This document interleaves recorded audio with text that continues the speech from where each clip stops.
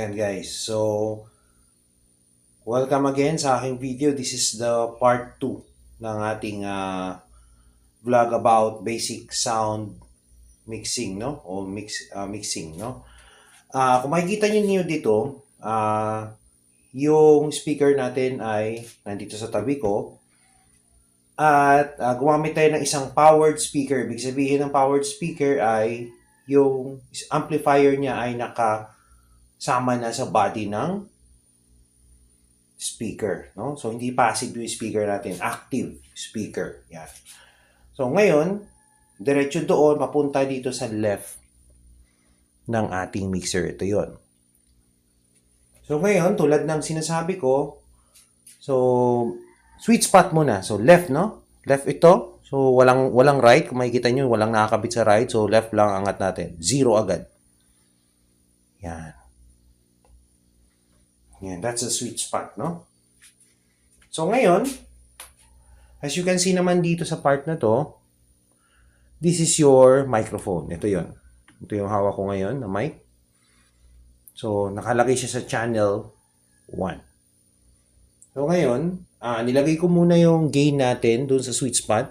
Yan, may makapal na guhit yan dyan. Diyan yung muna ilagay. Naka 12 o'clock lahat yung high, mid, low. Auxiliary, patay yan. Bakit patay? Kasi wala namang nakalagay sa auxiliary na anything. Ano? So patay yan. So wala na rin naman siyang sense. Kahit i-on mo yan, wala rin namang lalabas sa kanya. So mas maganda na nakapatay para organize. Ano? So effects, patay muna yan. Yan. Kaya patay natin muna yan. So makikita itong red na to, mute lang yan tsaka unmute. So yung mute and unmute, sa ibang mixer wala yan. So kung meron, i-unmute nyo na. So pag naka-mute yan, naka-on. Or yung iba naman, pag nakapatay, unmute na siya. Pero may iba baliktad, no? Pag nakapatay yun, naka-mute. Pag naka-on, naka-unmute, no? So it depends sa mixer. So basahin nyo na lang. So yung Phantom, naka-off yan, ha? Kasi hindi naman to condenser. This is a dynamic phone, pang vocals.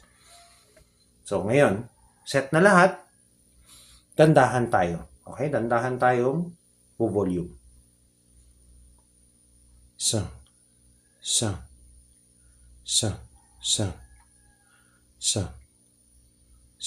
lo, sa. So, kung naririnig niyo wala masyadong lumalabas, di ba? Sa. So, mahina, you know? Hindi masyadong lutang. So, pagka ganyan,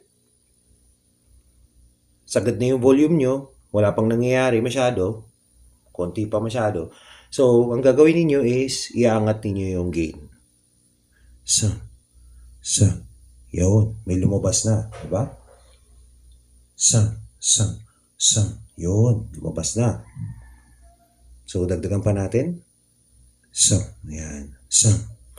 So, pansinin nyo rin dito guys. Yan. Ito yung gauge ninyo. Ito yung pinaka sweet spot, no? Hanggang dyan ka lang dapat sa orange na yan. So, green, okay. Negative 6, negative 10, negative 16. So, pag lumampas ka na dyan sa 0, magka-crack na yan yung tunog mo sa speaker.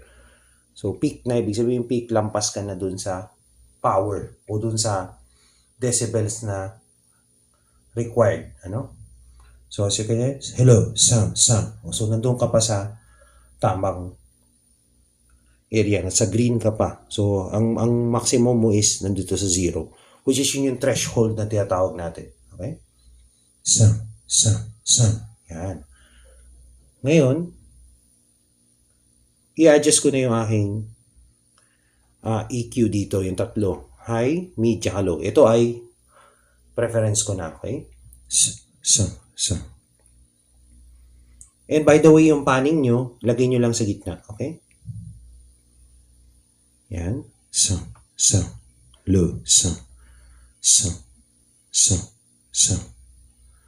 So, medyo tuyo siya, wala siyang effects. Dagdagan natin ng effects.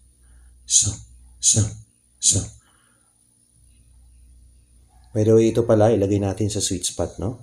Yan. So, yan. Oh, sobrang lakas ng effects. Bukasan natin. Sound. Check. Sound. Alright. So, lagyan natin sweet spot yung effects. Dito tayo mag-adjust. Okay? Sound. Yun. Sound. Check. Sound.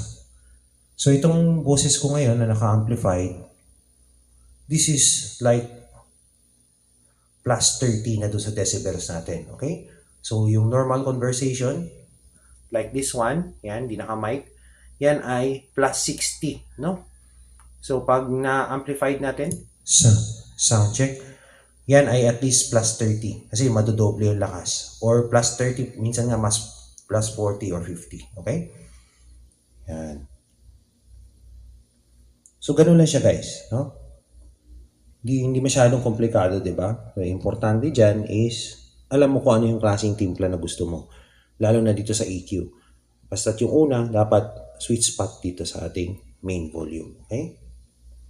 Then, bago magdadandaan. So, pwede nyo ulit-ulitin itong video para mas maintindihan ninyo. So, this is applicable also sa ating mga instruments like e-drums, piano, or guitar. Ganun lang lagi yung process, no? Sa mga guitar naman na acoustic, ganun. Sa electric naman na may gadget, hindi yun na kailangan ng effects. Patayin nyo na yung effects na yan. Kahit sa piano, ganun din. Okay? Patayin nyo yung effects nyo kasi yung piano meron na kagad dyan sariling sustain or effects, no? So, sa electric guitar, sa piano, hindi nyo na kailangan yan.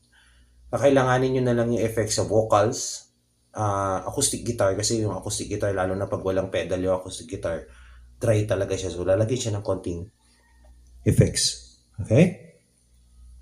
Tapos, sa drums naman, as much as possible sana, may iba na, kasi may mga ilaw na yung electric drums, built-in na yung effects niya. So, huwag nyo na rin lagyan. Pero sa mga acoustic drums, as far as I know, meron yung konting-konti lang para lang sa ambience. Yan, ambience only. So, konting-konti lang. Sa. Yan, konti lang talaga. Para hindi rin hindi masyadong tuyo yung drums. Pero hindi naman siya malakas masyado para mag-untol yung tunog ng palo. No? Pero madalas sa drums talaga walang effects. More on, lang siya, dito lang sa EQ. Or sa auxiliary kung kailangan ng subwoofer. Kung ano yung nakakabit dun sa auxiliary natin. So, yun. Sana'y may natutunan kayo ngayon.